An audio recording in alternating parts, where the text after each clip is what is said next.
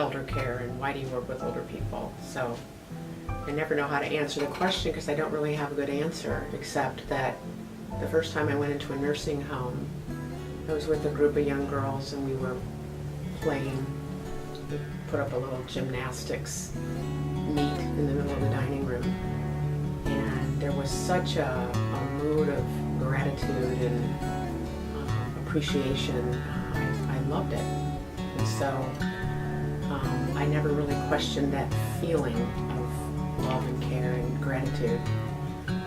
So I just worked as an activity director in a nursing home and created all kinds of opportunities for older people to exercise their sense of purpose and meaning, and got a really big kick out of it. I don't know.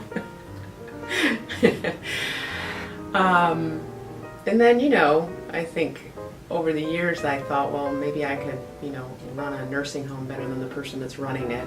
And I did that for years, and 9 years to be exact. And then I started thinking, I really love working with older people, and that's where I want to be. And how would I be able to do that? And so I had several people that believed in me more than I really believed in myself. I think getting older can look any way you want it.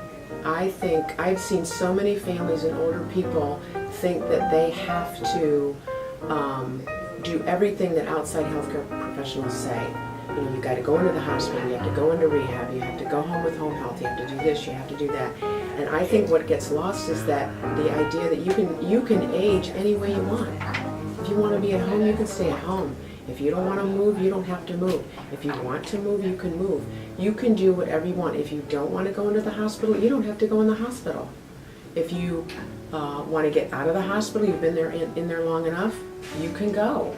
And I don't think that all older adults realize that, and I don't know that the kids here often enough listen to what your parents are saying, and that is what should be followed.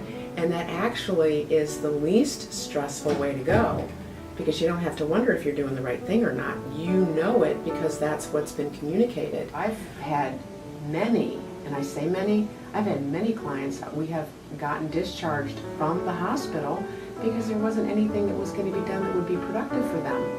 And the older person really most of the time doesn't want to go. And right now I think the hospitals are scary places to be. Here we are at the Cameron Group trying to help older adults and their families, and kids are scared. Kids have parents that are getting older. When you have a baby, people say, oh, they've got lots of advice and they've got books that you can read and lots of stuff, but when your parents get older and need you, there's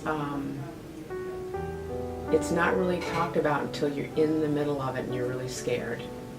And my father's 83 years old, and he's a little smaller than he used to be, and he walks a little slower than he used to, and inside me I feel a little sad. It's hard to see him be a little diminished. I try not to put that on him, but it is happening.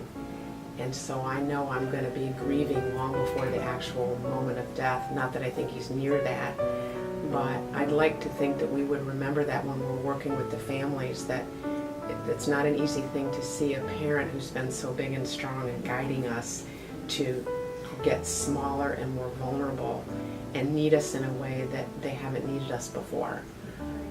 I'd like to think that we would remember that.